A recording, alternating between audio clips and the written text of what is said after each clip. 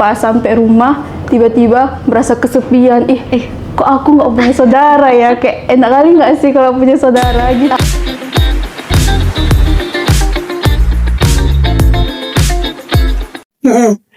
Halo teman-teman, kembali lagi bersama saya Mina. Nah, jadi podcast kali ini kita membahas tentang kayak mana sih rasanya jadi anak tunggal.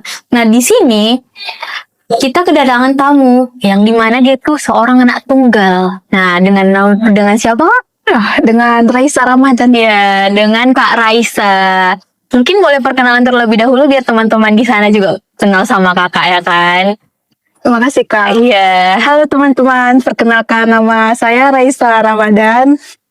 Udah itu aja. Iya ya.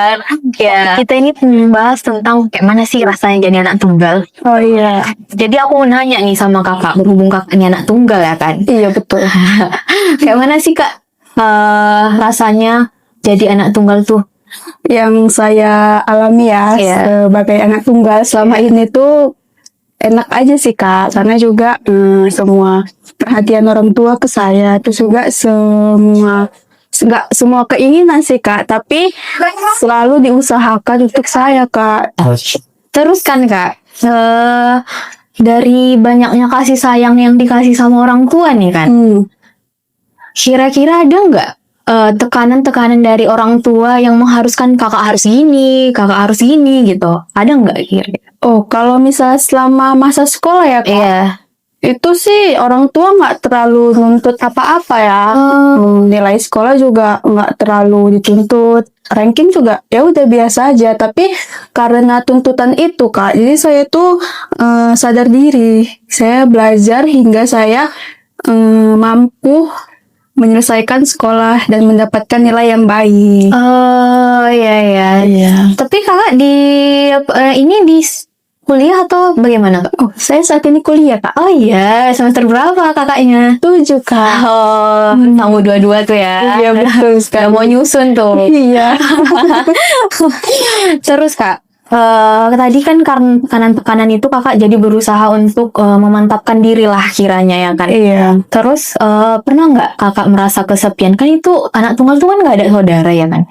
Pernah nggak kakak merasa kesepian di rumah nih karena nggak ada saudara kan? Terus kesepiannya itu ada nggak rasa kesepian yang pernah kakak alami? Oh, untuk rasa kesepian ya Iya. Kak? Sebenarnya sih waktu kecil ya Kak. Waktu masih sekolah itu Kak, saya tuh nggak merasa terlalu kesepian sih Kak, karena saya di daerah rumah saya tuh banyak sekali anak-anak seumuran saya, terus juga rata-rata sepupu saya juga seumuran saya Kak, jadi biasa aja. Tapi saat saya masuk kuliah, saya jumpa sama teman-teman Kak. Mereka itu rata-rata itu memiliki saudara Kak, jadi cuma saya sendiri doang nih anak tunggal. Jadi kayak ada rasa iri. Terus juga pas sampai rumah tiba-tiba merasa kesepian. Kok aku nggak punya saudara ya? Kayak enak kali nggak sih kalau punya saudara gitu. Tapi kan nggak nyesel juga kan kak? Oh tidak sih. Iya, nggak nyesel juga sih. Itu balik lagi sih tadi kan kakak bilang kan kakak ini lagi kuliah nih, pasti banyak pertemanan dong. Iya. Yang apa sih zaman sekarang circle. Iya. Punya circle nih gitu kan. Mampu nggak circle kakak itu menggantikan sosok saudara itu? Dibilang mampu sih juga nggak terlalu ya Kak, karena kan jumpanya hanya di luar gitu Kak, di luar rumah. Jadi ya udah merasa senangnya hanya di luar rumah aja. Tapi kalau misalnya udah sampai di rumah itu tuh merasa feeling lonely gitu, tau gak sih Kak? Iya, Gen Z nih. terus Ya gitulah Kak. Iya. Tapi pernah nggak sih kak itu pengaruh anak tunggal di dunia pertemanan itu kayak mana sih? Ada nggak kira-kira yang kebawa kan? Kan di rumah nih kakak disayang, semua tuh kemauannya dituruti gitu kan. Nah kembali lagi pas kita di perkuliahan kan kita ada pertemanan. Nah di pertemanan itu peran dari anak tunggal itu berpengaruh nggak ke pertemanan itu? Kadang untuk emosi berpengaruh ya Kak. Iya. Ya karena di rumah juga nggak ada saudara, jadi semua tuh harus dimengerti gitu kak. Oh, Tapi ya gitu lah kak. berpengaruh ya kak, berpengaruh. Karena nggak sih kakak bertengkar gitu sama satu circle-nya, karena kan pembawaan kakak kan nggak menentu nih. Iya. Kadang emosi, kadang kita nggak tahu nih emosi dari dalam diri kita ini kayak mana ya kan. Mood kita ini berubah-ubah. Apa bahasanya, mood swing-nya? Iya. Itu berpengaruh juga ya. Iya berpengaruh kak. Pernah bisa diceritakan pengalamannya kak? Pengalamannya kak. Iya. Aduh, jadi tuh karena mau suka berubah-ubah ya Iya. kak. Jadi tuh kadang teman tuh kayaknya agak jengkel gitu nggak sih? Tapi entah kenapa mereka nerima-nerima aja kak. Oh iya ya. Circle tuh kan kayak kelompok gitu ya kan? Iya. Nah, terus dalam circle berapa pertemanan guys? Ada 7 kak sama saya. Oh 7. Iya, berarti ada 6 lah mereka. Ada nggak dari circle itu teman yang paling dekat kali, paling di situ tuh dia nih tempat cerita aku, bukan yang ini gitu. Ada nggak? Ada kak. Ada. Oh ya. Jadi tapi enak juga ya jadi anak tunggal. Tapi aku mau nanya nih kak, aku nih penasaran, berpengaruh nggak anak tunggal nih sama pertemanan di kuliah? Apalagi kakak nih kuliah ya kan? Iya. Kuliah di semester 7 pasti udah menjalani semester demi semester sama pertemanan, sama kawan gitu. Ini berpengaruh nggak dari anak tunggal ke pertemanan kita? Berpengaruh. Berpengaruh sih kak menurut saya. Jadi tuh karena emosi itu suka campur aduk tuh kak. Iya. Kadang juga nggak bisa ngontrol emosi nih. Jadi segala masalah di luar tuh kadang suka dimasukkan gitu ke dalam circle kak. Oh, Jadi tuh kayak misalkan di luar tuh ada masalah nih, terus tiba-tiba muka murung, jadi tuh satu circle kadang kena semua. Iya lagi terus. Terus juga ya udah mereka ya terima aja, tapi nunggu emosi reda juga. Oh, Tapi mereka juga membujuk kok. itu temannya bisa menerima gitu ya? Iya kak, aku juga heran kak, kok bisa diterima. Itu kakak pernah berpengalaman berarti pernah kejadian nggak gitu? Pernah kejadian kak. Iya. Coba cerita. Iya kan kita nggak tahu pertemanan setiap circle tuh kayak mana ya kan? Iya kak, jadi ada tuh waktu itu ada nih masalah di Satu circle nih. Iya, masalah di rumah nih misalkan. Oh ya, dari rumah nih jalannya. Iya, kan nih kan saya tuh berantem kan sama ayah saya. Iya. Terus juga itu waktu itu aku lagi nonton tuh kak. Terus tiba-tiba aku ngechat, weh, nggak enak lah, mau nangis aku.